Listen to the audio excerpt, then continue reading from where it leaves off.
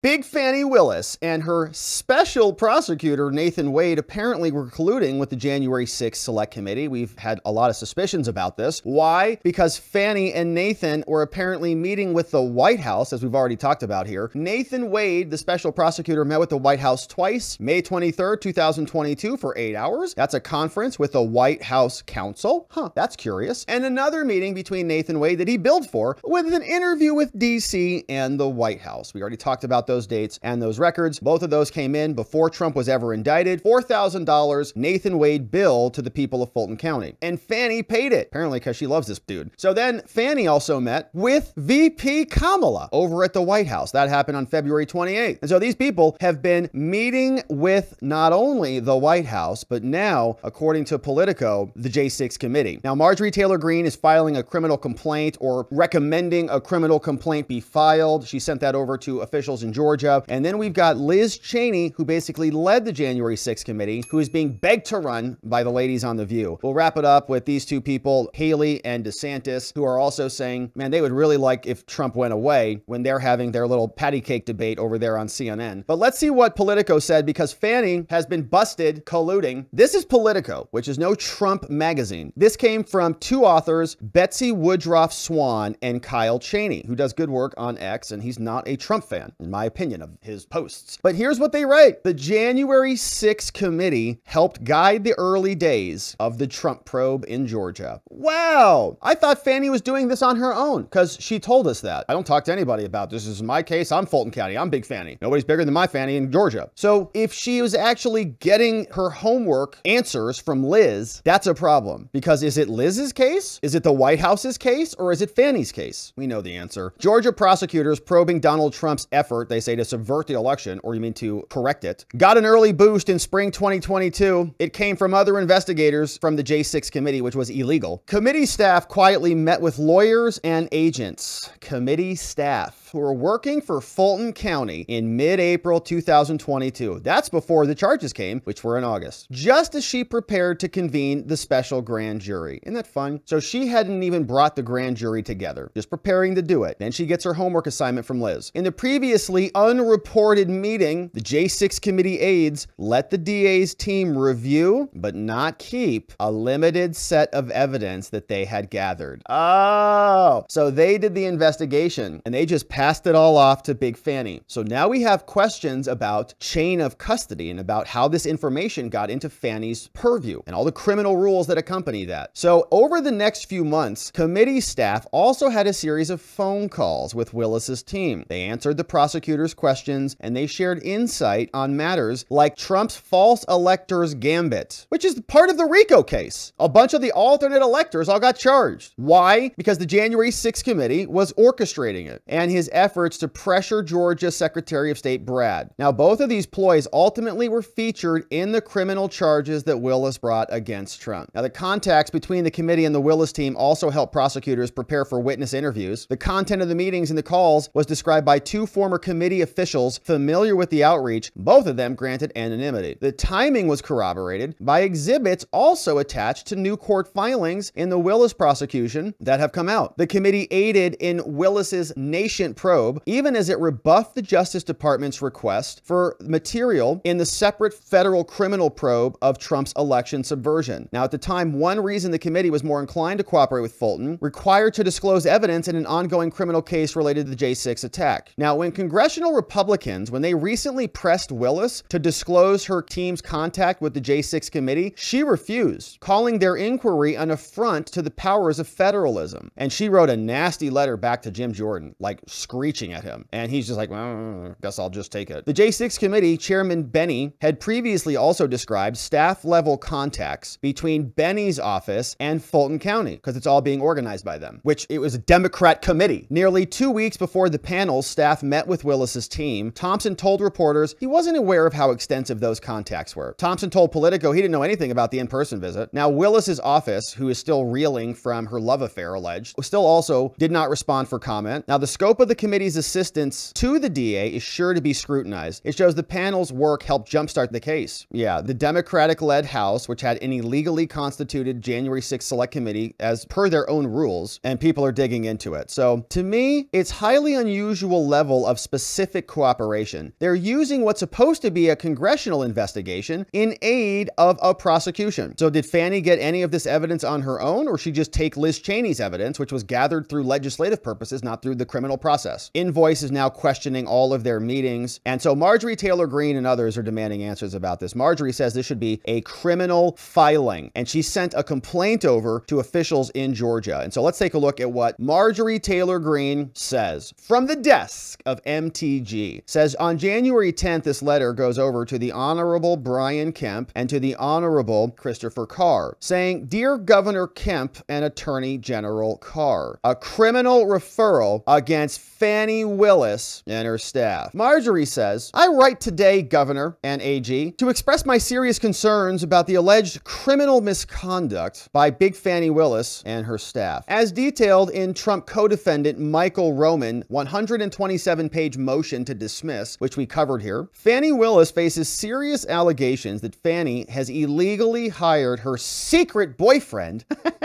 says Marjorie, Nathan Wade, who has never tried a felony case, as her special prosecutor to bring an unprecedented, complex, and partisan felony RICO prosecution against President Trump, the leading presidential contender for 2024, along with 18 other co-defendants. Now, despite this obviously illegal conflict of interest, Fani Willis, the biggest Fani in Georgia, has allegedly paid Nathan Wade, her secret boyfriend and special Trump prosecutor, nearly $700,000 in official funds. Now, this includes a multitude of vague block billings for 8 hours with no pee breaks at all. He's just working like a machine. And as a lawyer publicized, Technofog, even one billing for 24 hours on a single day, not even one pee-pee break the whole day, not even a sip of water. Now, with the vague description is what he wrote, prepared cases for trial. They probably really needed that extra, cruise money. They're like going, should we go see the ruins, the ancient ruins? I don't know. You want to do a tour or something? I don't know. That's pretty expensive. Well, let me do some legal research. The Trump prosecution. Nathan Wade's like, hold on, I'll do some research.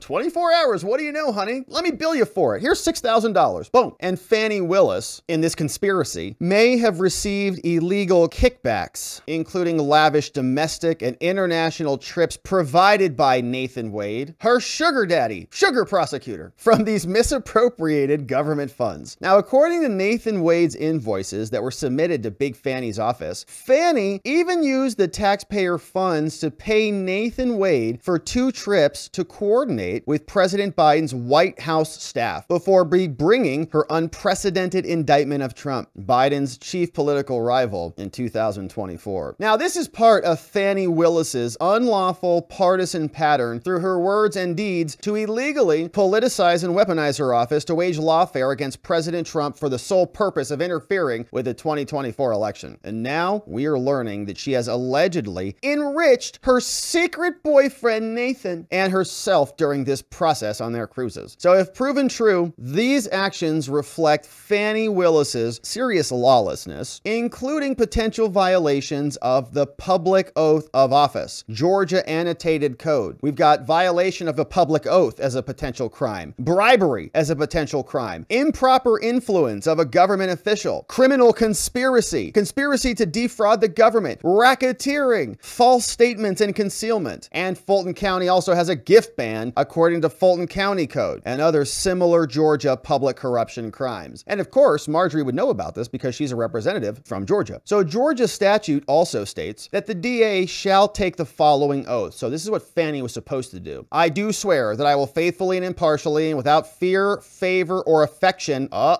failed on that one for sure, discharge my duties as DA and will only take my lawful compensation, not cruises, to Norway. So help me God. Now, if Fani took kickbacks in the form of trips to the Caribbean from her unqualified boyfriend that she appointed with government funds, well, she violated her oath and also many Georgia criminal statutes. Thus, I request you order the immediate and the formal criminal investigation into into this alleged misconduct by the Fulton County DA, which is like such a big position. It's crazy. Along with her special Trump prosecutor and her alleged boyfriend, Nathan Wade, pursuant to your authority under Georgia law. Sincerely, your friend and just a regular old citizen of Georgia. This is not coming from Congress, as you can see. This is not coming from an oversight committee or anything. It's just simply from the desk of Marjorie Taylor Greene, signed your friend, Marjorie Taylor Greene. And so that is what she sent over. Here is what she is explaining why she sent this letter and what she expects to have happen here. She showed up on this network, and let's see what she had to say about this. This is a guy who's never prosecuted a ham sandwich, but it turns out part of his consulting payment was consulting with the Biden White House, okay? So there's another example of how they're pulling the strings on every single thing in their legal war against Donald Trump. Anyway, Fani Willis and her boyfriend, what's going on down there in Georgia? Well, I'm so glad you asked me about it, Larry. I just got finished penning a letter to Governor Kemp and our Georgia Attorney General Chris Carr, where I am asking for them to investigate for criminal investigations into Fani Willis and her boyfriend, Nathan Wade. I can tell you right now, I'm a lifelong Georgian, and we are sick and tired and fed up with Fani Willis using her Fulton County position and Fulton County tax dollars not to prosecute real criminals, but to go after Joe Biden's top political opponent, which is President Trump and other co-defendants in their entire effort to claim that we shouldn't care about elections when absolutely elections are one of the most important things we have in this country. And so I'm recommending criminal referral to Governor Kemp and Chris Carr against Fani Willis and her boyfriend. She's taking Fulton County taxpayer dollars and she's paying her boyfriend nearly $700,000 while he takes her on lavish vacations, not only in this country, but internationally as well. You talk about pay to play. And then he is invoicing her office, which is the Fulton County taxpayers, saying that he somehow worked 24 hours in one day. I'm sorry, that is corruption, and that is an absolute lie. Not only that, he was sent up and he met with the Biden White House as he is planning to prosecute President Trump. We know exactly what this is. I'm calling on Governor Kemp and our Attorney General Chris Carr, investigate and prosecute Fani Willis and end this witch hunt immediately. It's outrageous. Yeah, before Fani and Nathan go on another cruise. They might want to go whale watching or something, see the Aurora Borealis. And Donald Trump, you know, they got a couple more months left of grifting the prosecution away. So Marjorie Taylor Greene taking some action on it, lodging a recommendation for a criminal referral and a criminal complaint to people who matter in Georgia. So that's good news. Now, speaking of the January 6th Select Committee, what's Liz Cheney up to? Well, the ladies on The View were saying she should run for the presidency, that she should just go forward and save America from the prospect of Donald Trump. And here is what that sounded like with all of these absolutely sane, normal people on this TV show. Do you see yourself, and would you ever consider being the conduit to that third party? Because I don't know if the Republican Party, as we knew it, will survive this. Because if he ever gets in again, we'll never have any more elections. There will be no more. He will stop. Liz Cheney, yeah. You know, I don't know that she actually believes that. I think that the Liz Cheney shtick is, you know, Liz Cheney's just mini Dick Cheney, and it's just kind of this extension of probably the war military-industrial complex. And so she's just, you know, 2.0 that the Democrats kind of like now that they're the war party, now that they want to spend war all the time endlessly. You know, it's wild that she's kind of morphed. Her dad was Dick Cheney. The liberals used to absolutely, you know, loathe that family, but now they embrace her. Now Whoopi Goldberg is like with Liz Cheney. It's crazy. So anyway, she has totally morphed. And what's so insane about this is obviously Trump was already the president. If he wanted to not give up power, if he wanted to just seize power, that was the time to do it. He already could have done that, I guess. In fact, they already said he did that, even though they never finished their thought. Like once he seized control of the lectern and the podium, what happened next? I don't know what was going to happen. There's no real end game that they can articulate for us, but we'll wrap this up. And he's very clear about that. He wants to be dictator for life. Okay? So I wonder, would you ever consider, please, would you? Please? Because I got to tell you, I don't understand how people can say, we're with you, we're with you, we're with you, and then when you need them, they go, oh, but we're with him now. I don't understand that, and I don't understand how you find the grace not to be pissed at folks. Oh, I'm not. Yeah. You know, well, you're mad at them, but you're not pissed at them, because if you were pissed at them, you would have given up on them, and you haven't. Well, and so, would you? I think that... I'm begging you. Look, I'm on one knee.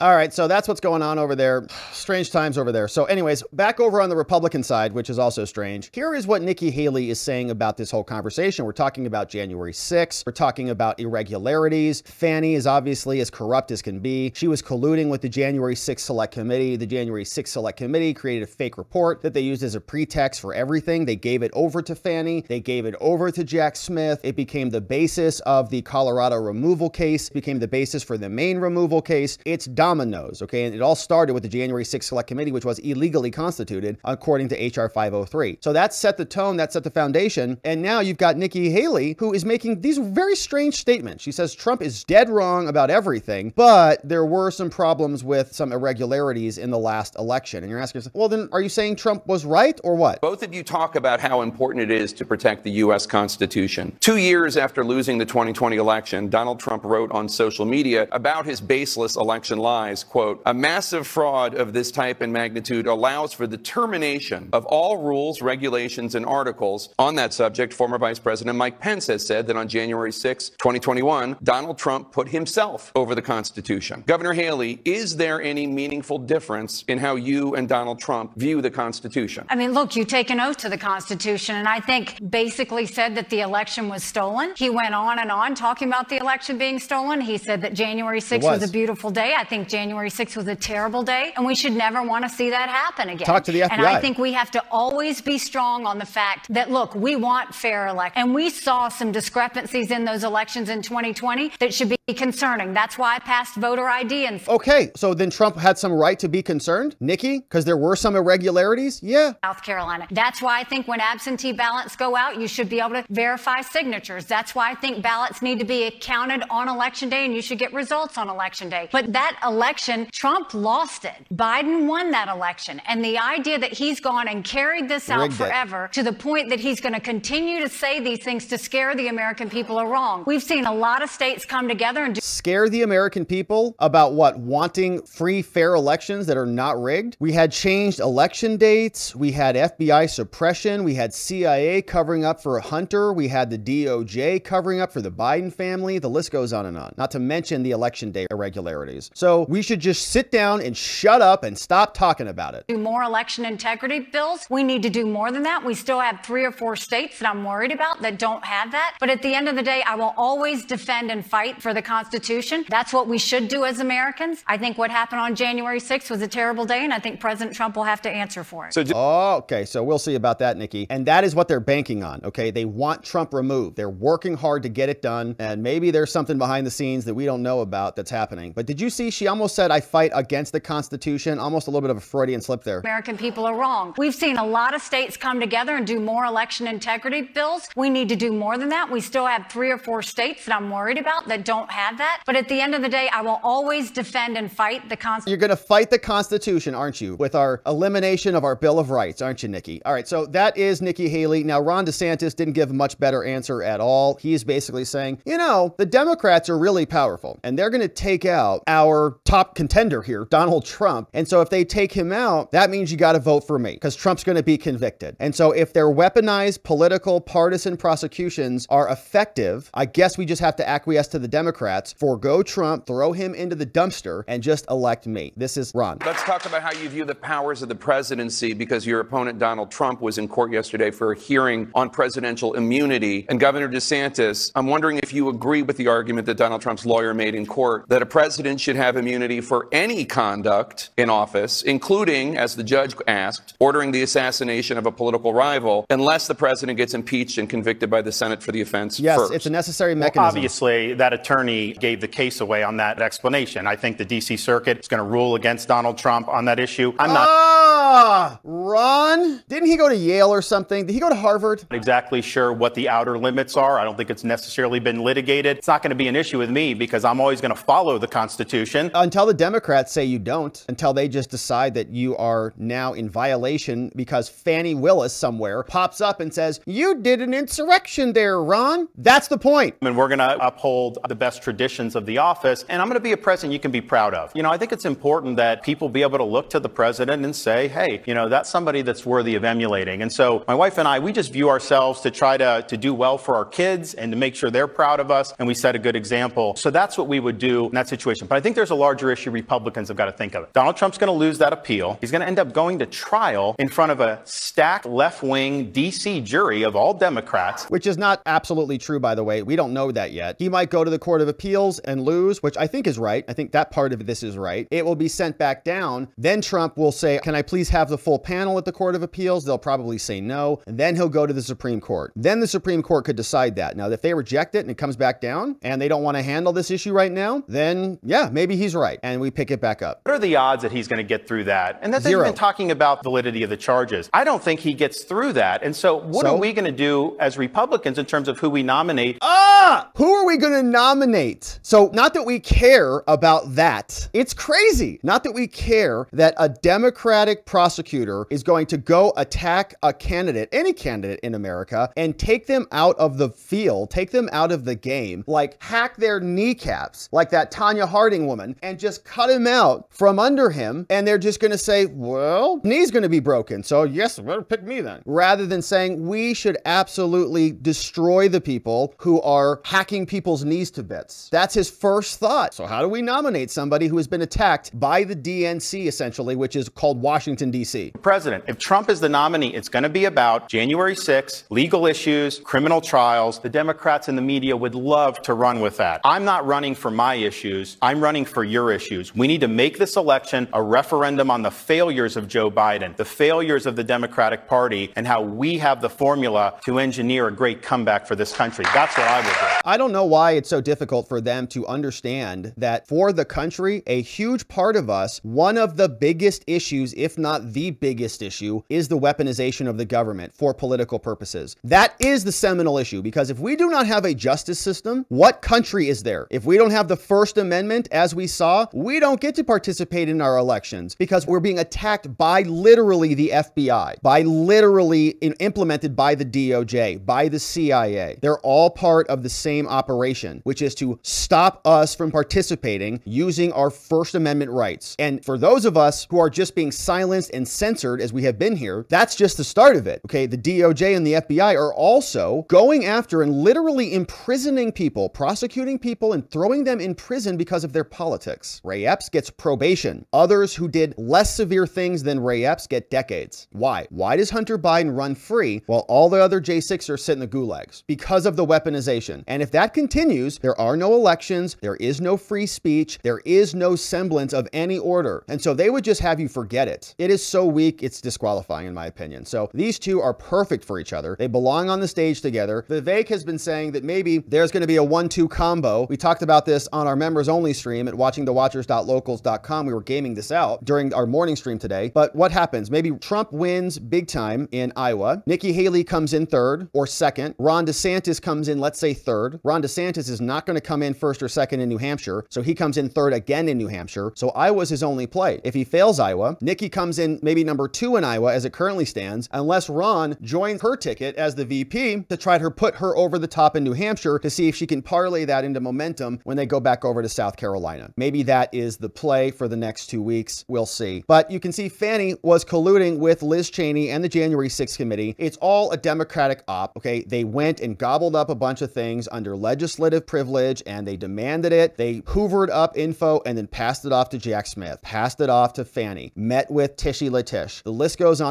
but it is a collusion type of prosecution against Trump and it's now being exposed. So we'll be here continuing to cover it, my friends. Thanks for checking out our website, robertgovea.com. We've got a daily newsletter that goes out every day after the show. When you go here, you can just scroll right down, click this big blue button, sign up for the newsletter. Then you'll get these show reports that include all the PDFs and everything that we look at right in the links. And so that you can share these with your friends and family. And of course, spread the word about what is happening out there as these prosecutions continue. We're going to be covering the Trump trials. Thanks for subscribing. Thanks for inviting someone else over to come and join us. And we'll look forward to seeing you back here on the next one.